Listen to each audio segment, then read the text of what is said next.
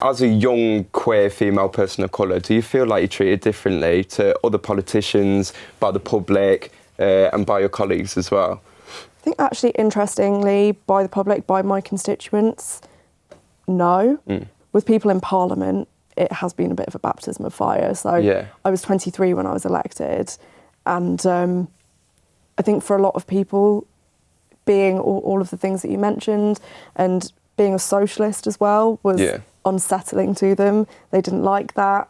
Lots of people particularly didn't like the workers' wage pledge, which was important to me because I felt that as a workers' representative, I shouldn't be on a wage that massively separates me from the people I represent. Definitely. And I wanted to be able to practically kind of redistribute that to causes in our community and strike funds and things like that. Do you feel like a lot of the time when like young MPs go to Parliament and they have like bright ideas such as you, and you have all these things to give to the world, but then they're given all this money and they're given all this power, do you feel like they lose a bit of the their core beliefs as an MP? I think you can if you're not careful, because Westminster is this huge institution. It's very old. It wasn't set up for people like us, wasn't set up for working class people, people of colour, queer people, women, young people.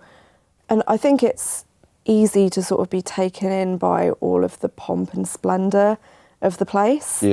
Particularly being on that huge salary, it's £85,000 a year. Obviously, I don't take all of that. I think that's why it's so important to be rooted in your community and also to be rooted in the labour movement, out on picket lines supporting workers. It's important for me to be demanding a proper minimum wage that people can actually live on. The climate crisis has felt more real than ever, with record-breaking temperatures and droughts hitting the UK. What are you going to do to support green initiatives in Nottingham? This is a really important question, and actually it's something that has been a top priority for me since I've been elected, and actually before I've been elected. So I was very supportive of the school climate strikes, and I think that it's thanks to those young people who took action in our city and nationally, globally, that this has become a political priority for politicians, whereas before they were able to kind of be in denial about the climate crisis. In Parliament, I've been working on a number of things. So championing a Green New Deal has been one of my main priorities, because the way I see it, we've got these kind of dual crises, like twin crises, the cost of living crisis and the climate crisis. And the people who have created them, like the big corporations, this very small class of billionaires, are the same people. Like, it's the same energy companies that are cashing in on the cost of living crisis as are wrecking the planet. The other thing that I've been doing is I've tabled something called the Climate Education Bill, which I've been working on with school students. And I started doing that the month I got elected, basically. And what we're calling for is for climate education to be on the national curriculum. As people have been saying for so long now, there is no planet B. We can't keep treating the planet and polluting at the rate that we are. And when I say we, I don't mean necessarily like individuals. I mean the people who have the biggest carbon footprint. And that idea of carbon footprint was invented by these big corporations to make us think that we've all got an equal part. You know, if you just turn the taps off and turn the lights off, that we can save the planet, when actually the big polluters are those huge corporations, and they have to be held to account. They have to be taxed, and they have to be forced to invest in renewables. But really concerningly, this government isn't even on track to meet its 2050 target. And that's why it's so important that we as citizens are taking to the streets and protesting. That's one of the reasons why they want to curb our right to protest, is they know that it works. You've publicly supported rail and postal strikes. Nurses will soon be joining them, and other sectors are also looking likely to join them this winter. But don't you think strikes bring an already struggling economy to a standstill? No, I don't think strikes are bringing the economy to a standstill. I think the government has brought the economy to a standstill.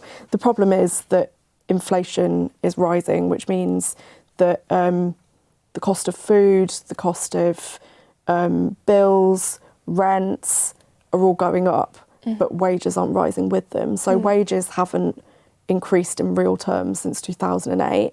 I was 11 in 2008. You were like probably not even in double digits, right? Like I was 2. 2, exactly. Oh, yeah. I was like, So wages haven't 5. risen in real terms since you were 2, since I was 11. Yeah. Makes me feel old. But that creates this sort of vicious cycle in the economy. So say, for example, if a family usually goes to the chippy every Friday, but they can't afford to do that anymore, well, if lots of families are in that same position, then the chippy goes bust. Right. Then they have to lay off loads of workers, people lose their jobs.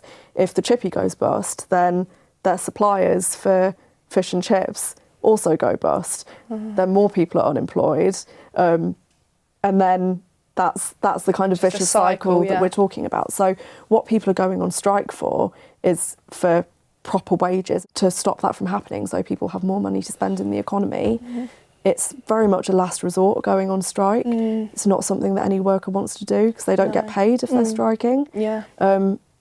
But they can't afford not to. No. It's the only thing that they can do if the government refuses to act and to legislate for a higher minimum wage and for public sector pay rises. Should we be, as young people, should we be worried as well about the lack of growth in our economy? We should be worried, is the short answer. Yeah. And growth has plummeted under this government, and it's the Labour Party who are going to make a difference when it comes to this, because we've historically taxed people progressively. So if you can afford to pay more, you do pay more. We've already pledged to close the non-dom tax loophole, which is basically the loophole that means that you can live in this country but not pay taxes in this country, Right. which is Amazing. clearly should not exist, right? If you live here and if you benefit from public services here, then you should be paying your taxes here. But that's the loophole that Rishi Sunak's wife benefited from, so it's Right. not surprising that he doesn't want to close it. Every penny that gets siphoned off offshore is money that's lost by our public services, by our NHS, education system, councils, youth groups. Yeah. Speaking about worry, you have been public about your own mental health issues, which is inspiring for our generation. So many of us struggle with our own issues but have bad experiences trying to seek professional help. Why isn't there enough support out there for young people?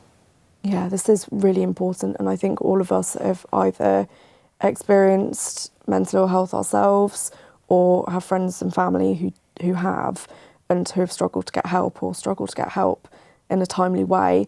Waiting lists are extremely long, months and months, sometimes even years, and that's not acceptable. It's as a result of chronic underfunding of mental health services and cuts to public services as well. When I looked up this statistic, it really shocked me. But local NHS areas, something called clinical commissioning groups or clinical commissioning areas, it's all been renamed slightly, but they only spend 1% of their total budget on mental health services for children and young people. 100%. What we need is proper funding for our mental health services. That includes right from early intervention services to more complex and severe mental illness. And we also need to be looking at other drivers of mental ill health, because obviously if you live in an asbestos-ridden flat where your landlord is doubling your rent just because they can, your youth centre has been shut down, you're working a minimum wage job where you can't afford to eat and to provide for your family, it's no wonder that you're going to have mental health problems, or that's going to exacerbate existing mental health problems. So I think we need to both fund mental health services and fund wider services. In light of Sarah Everard and Sabina Nessa and reported increases in date rate, what are you doing to help keep women safe in this city? This is something that I'm extremely worried about, and we get lots of people coming to speak to me and my team about this, people who've had horrific experiences and have seen delays with court cases. Often it doesn't even get to court because the prosecution rate is so low. So that's something that I've been raising in Parliament. A couple of years ago, or it was last year now, there were a spate of reported spikings in the city, and that was something that I spoke about in the national media. I organised a meeting when I heard about this with local organisations and constituents who had contacted me with concerns. And as a result of that meeting, we compiled a report to give to the Home Affairs Select Committee inquiry on this, which has now been published and you can see online. More widely, we need proper funding for domestic and sexual violence services, which have been cut under successive post-2010 governments. And I think we need a much deeper structural and cultural change as well, where instead of telling women not to behave a certain way, not to dress a certain way, instead of saying that, we should be telling boys and men how to behave.